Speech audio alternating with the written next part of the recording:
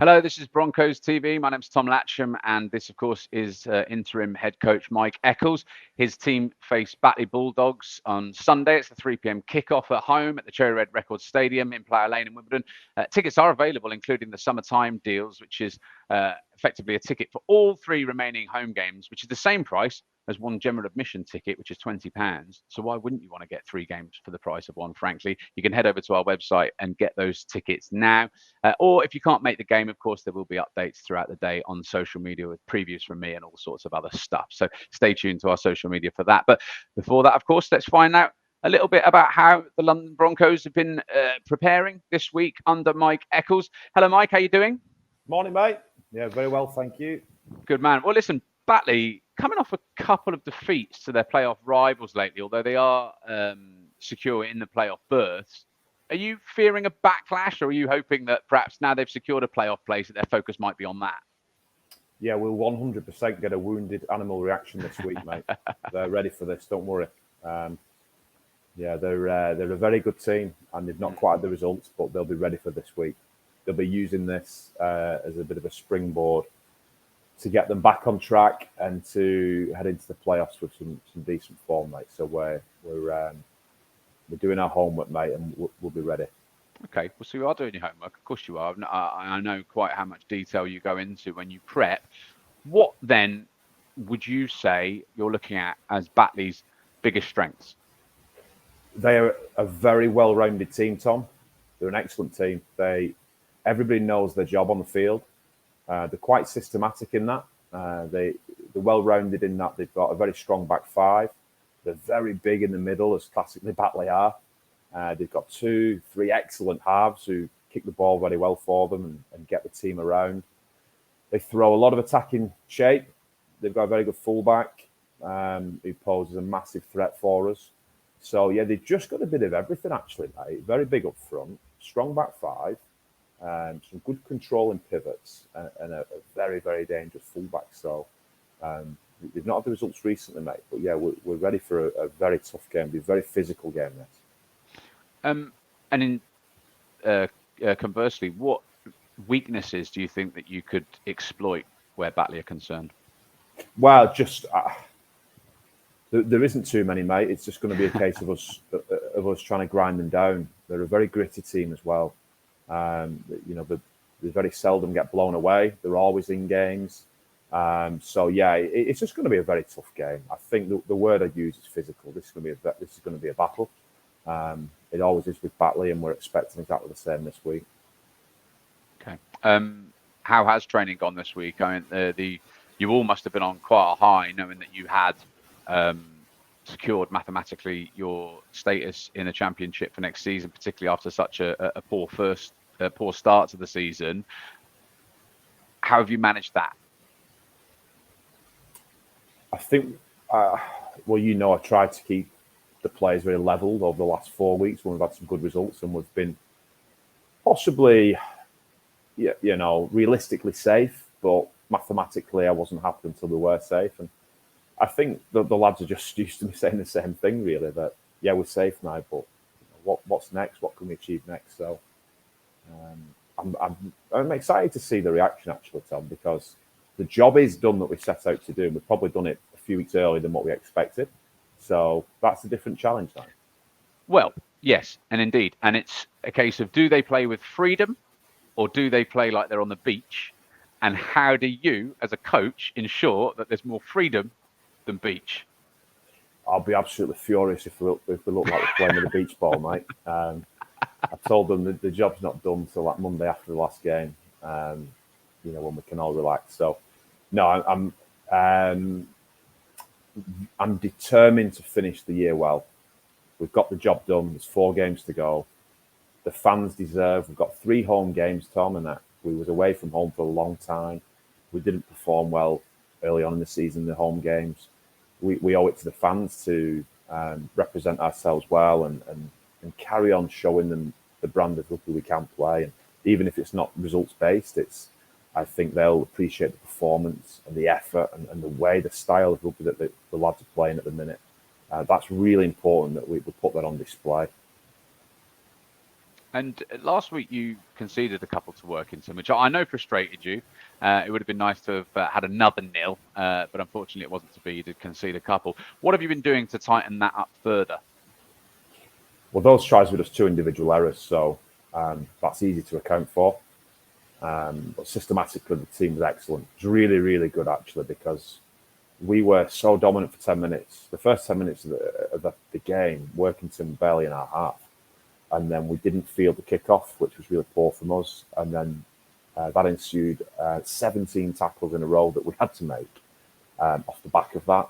So I was absolutely delighted that the lads kept them at bay. So that was good. Systematically, it was one of the best defensive performances we've had because for people who didn't watch the game, Workington played pretty well, and they had a lot of attacking opportunity, and they were quite dangerous because we know that they were playing with a bit of freedom and almost a nothing to lose attitude. So I was delighted with that. Yeah, we two individual errors cost us those tries, and there's not much we can do other than make them aware of those errors. But delighted on the whole, mate.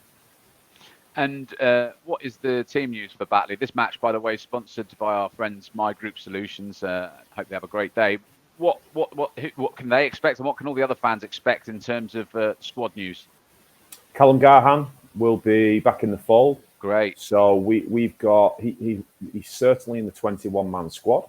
We had a couple of bumps from the game at the weekend, so I've not actually, as you know, I usually behind closed doors name my team on a Thursday evening, but I've not done that this week. We're actually just going to wait until this afternoon, so we've had a couple more medical checks. So, but potentially Calum Gahan will be back in the 17 this weekend. I think that's probably the only new body that's in the mix this week. It's great news, though. What's it like to have him back in the squad in the mix? Because I know he's been out for an awfully long time. Yeah, it's brilliant because I brought Sam Davis in to replace Callum because I just expected him to more than likely be out for the season, and to then have Sammy Davis and Callum at 9 is tremendous. The two excellent 9s, so it will give the team a lift. And yeah, that team's gone back to back now for a series of weeks, and those fresh legs and that fresh energy would be great for the team. And I'm just pleased with Cal as well because he's very meticulous with his rehab and his training. He's been great, and the lads love him. He's a massive loss for us when he went down, Tom. And yeah, to have him back is it's great news, mate. And I'm really looking forward to seeing him out there either this week, if not this week. He'll certainly get a run next week. I mean, Sammy Davis, since he came in, the results have really lifted, and he's been a major factor in that, I think. Is Callum going to have a trouble getting back in the team? Well, no, I've been massively overusing Sammy. Right. I mean, Sammy will never be exhausted and say, "Get me off, I'm tired." You've got to, he's that. I don't know what you call it. Tough. He's a Trojan. Stubborn. He'll just keep going, no matter how tired he is. So I've had to kind of overuse him at times this year, I'm just been really happy to give him a bit more of a breather. So no, them two will share responsibilities, and that'd be a great dynamic to have. Batley was, of course, Jermaine Coleman's last game in charge of the Broncos before you then took over. It was a 28-12 defeat, having led 12-0 at half-time. I mean, since then, this side has come so far, hasn't it? Perhaps most notably in defence. Yeah, we scored a lot of points as well. We scored a hell of a lot of points. So, yeah, possibly. I think, defensively, we've set ourselves some internal targets defensively, and there's been, I think, there is a process to fixing that up. Defense. It's not just something you fix overnight. What then do you put your success down to? And that doesn't need to necessarily be a reflection on what it was before, but what do you feel that you've done that has turned this ship around? I mean, there has been probably a few things, but I think probably the mentality of the group. A stronger mentality, a hatred to losing everything. to losing the collision, to losing an effort to get to the ball first, whether in training, to be on the losing team. That side of it really is, what I really wanted. Some character to the group, something about us. If we're behind, they never say die. Or I just think we saw at Sheffield, of course, with the world record comeback. We did, and I'd probably say that side of it, the psychological side to the team, a no lose and no tries mentality. It's never going to happen. You're always going to lose some games. You're always going to concede some tries, but trying to instill that into the players that one try is too many, one loss is too many. Is probably what I'd say is the biggest needle mover. Okay, well, I mean, fans have been full of praise for the job you've been doing as interim head coach. I'm going to embarrass you now. I sent you a tweet the other day where someone referred to you as God. Now, God comes in many different shapes and sizes, but, Mike Eccles could well be this person's God. But look, if I didn't ask you the question, they'd be like, why aren't you asking the question? So now you're safe mathematically. You've turned the ship around, as I said. Everyone can see exactly what's been happening. What can you tell those fans and anybody watching this about your role and your future in the role?